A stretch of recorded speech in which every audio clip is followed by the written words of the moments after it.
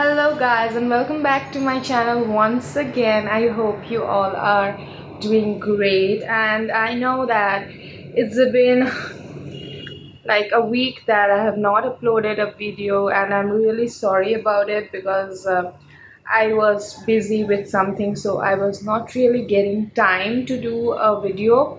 So now finally I got some time and I decided to shoot a video. So today's topic is about tips and tricks to clear a cabin crew interview. Now, I won't say that these are like 100% tested, and if you do all these things, you will surely crack your cabin crew interview. But then, from my interview experiences, these are a few things that I have learned which can help you to clear your cabin crew interview. So, without doing further ado, let's get into the topic. Now, the first point that I want to say, everyone, is less is more. So, I have given around 10 interviews and then finally I got selected. So, you can see it's not that easy to clear a cabin crew interview, but I won't say that you will also take 10 attempts to clear it. You can clear it at one go. I did it at 10th go, so yes. And as I've given so many interviews, I have learned a lot of things. I have met a lot of people and I have seen a lot of things. So from all those things, I will be sharing my experiences. As I said you, that less is more. So basically, when you go for a cabin crew interview, the first round is a kind of like one-on-one interview where a group of 10 people is are called inside a room, and then they ask you questions one by one, and before that you submit your CV. Yes, so as most of the people know, because there are lots of videos on YouTube, and most of the people know, the very first question is, tell me something about yourself. So I get a lot of questions from people that how to answer this question. Now I would say, like in this video I would say it shortly, but I would shoot a different video where I will be totally discussing about how to answer different questions, what kind of different questions can come to you and how to answer them. But I would say, please don't mug up your answers and go there, because if you can watch it on YouTube, they also can, so they know that which are mugged up answers and which answers you are giving it genuinely.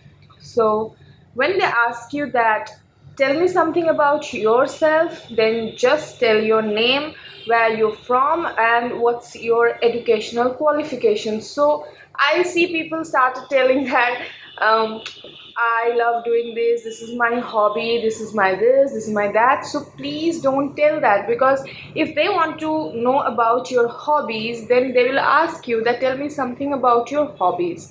So you don't have to, tell so much, because what they basically want to do by asking you questions is that they want to see your English speaking skill or fluency, or if you have any mother tongue influence in your English. That's basically what they want to test. So they are not really so much interested about what your hobby is at that point of time, because on the open day there are around 500 to 600 candidates waiting out there, and they have to take everybody's interview till the last person. So you have to be very, your answer should be very crisp and clear, that to the point. So they are not sitting there to hear a story. So if you start telling a story, they might not like it. So please tell only the amount of thing they want to know. Don't tell too much, because don't expect that if I say too much, then they're going to like me. It's nothing like that. And one more thing is that many people are very, cautious about that. I get nervous when I speak in English. So one more solution that I can give is, the less you tell, the less mistake you will make. So if you start telling more, and especially if you have mugged up your answer, then you are going to make more mistake. So my second suggestion is, if you want to lessen your mistake, then rather than mugging up answers, please improve your skills and please answer genuinely, and only tell like the amount of thing they are asking for. If you start telling more, you will start making more mistake, you will get more nervous. So it's going to be a disaster rather than being a very good thing. So this is my first suggestion. Now the second one is about dress. Now whenever you go for an interview, you gather information about it from the website beforehand. So most of the companies, they have clearly mentioned professional attire. Now see, you need to understand this, that if you are taking this as a joke, that oh, let's go and see what happens, I might get selected and all, please don't be casual about it, because there are some people who are really serious about this interview. So please respect the seriousness of this job, and please respect the seriousness of this interview. I'm not telling that you have worn something disaster, but then the thing you should, like the thing you are wearing, should match the event, right? So you are going for an interview, and especially a cabin crew interview, so you have to look professional. You just can't wear a skirt with a slit in the side, or you can't wear jeans and top, and you can't wear anarkali salwars and go like seriously, I've seen people wearing this kind of dresses. Please don't do this, because if you do this, your 90% of the chances are gone over there, because you have to look professional. And they have mentioned that what professional attire they want. Wear a half sleeve shirt, a tight fitted skirt. That doesn't mean that you will wear a slit skirt, pencil skirt, wear a pump shoe with heels. Don't wear a stiletto. So we are not going for modeling or something like that, so avoid stilettos. Wear basic heels, okay, pumps, and wear stockings. The stockings, like, which are the normal one, not one with designs and everything. Don't do all those things. So please, this is the second thing, wear proper dress. Now, the third thing is that punctuality. So, be very punctual. Punctuality is very important in this job. So, if they are conducting the interview from 9 o'clock to 2, so try to reach the venue half an hour prior to that. And I know that interviewers, the HR, they notice everything, like everything, your attitude with other people when you are entering the venue, and what is your attire, what's your expression and everything, because this is a very, sensitive job. Your expressions, your makeup, your attitude, everything matters a lot. So there are certain things that can't be taught and that can't be, injected inside you. That is your attitude, expression. These are your inner things. So please take care of this. Now the third, like, I am not counting. The another thing is that basic etiquettes. So how you should walk, or how you should carry yourself.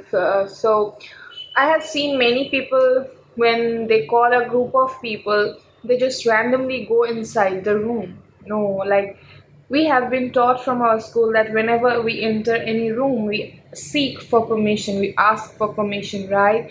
So the only thing you need to do is just give a light knock, like this, and just say, "Ma'am, may I come in?" That's it. So these are very few small things that interviewers notice in you. And people, what they think is that, they think that if I mug up answers, like, this is some extempore or debate competition going on in our school. It's nothing like that.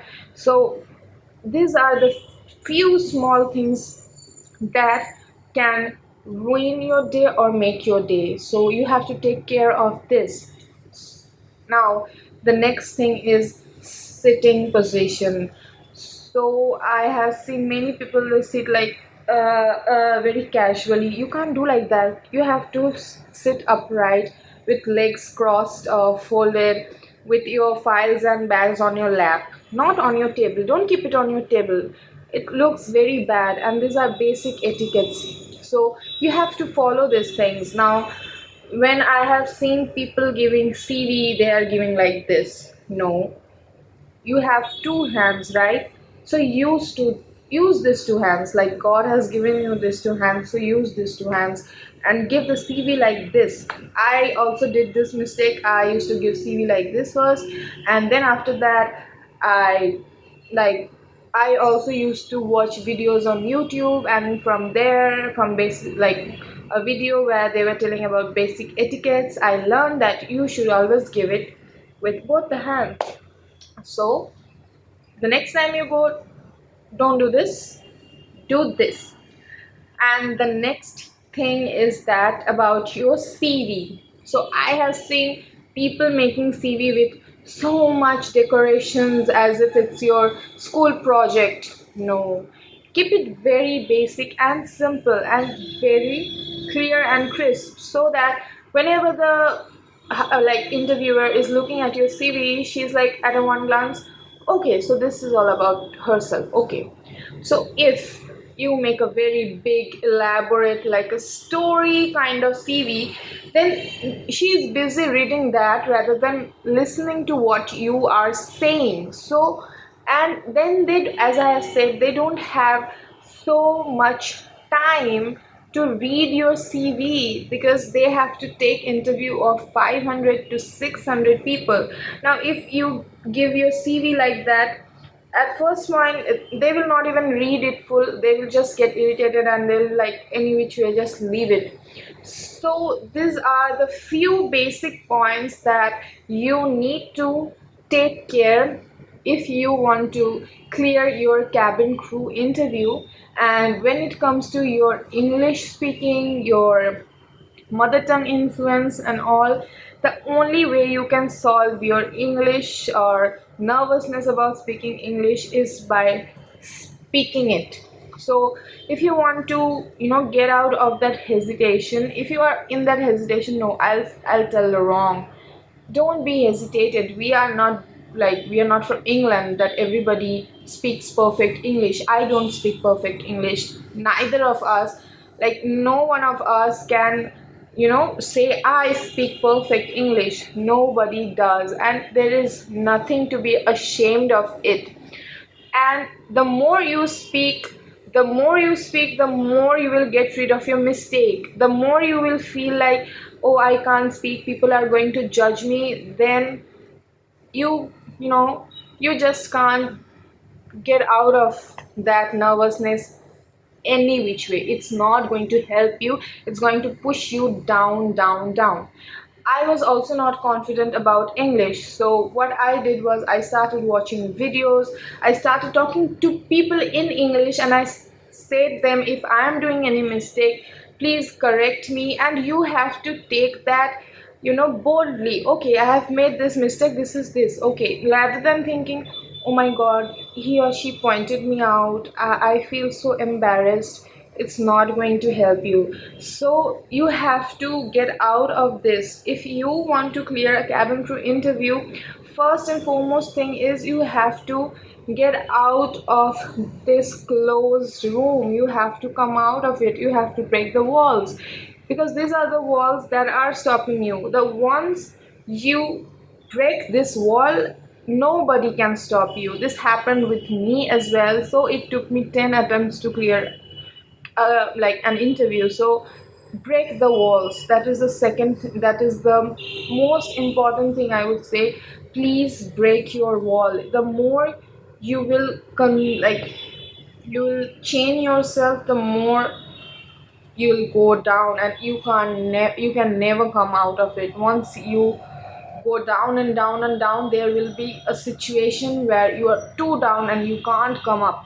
So that is the thing. If you want to solve this issue, please start speaking in English at home, start speaking in English with your friends, start watching videos on how to improve your English speaking skill, watch English movies, listen to English songs, watch English news, read English newspaper, get new stock of words. So you have to work it out. Nobody is going to spoon feed you, and this is a totally different world. We are out of our school and colleges, and the world is rough now. So yes, you have to come out of it, and I will be making a video on how I overcame with my hesitation about speaking in English. Though I used to read in an English medium school, but then after leaving my school, when I joined college, I started conversing in my mother tongue, so I almost forgot.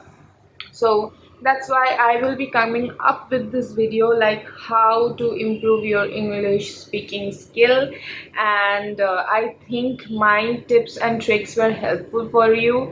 So guys, till my next video, everybody stay well, stay happy, and bye bye.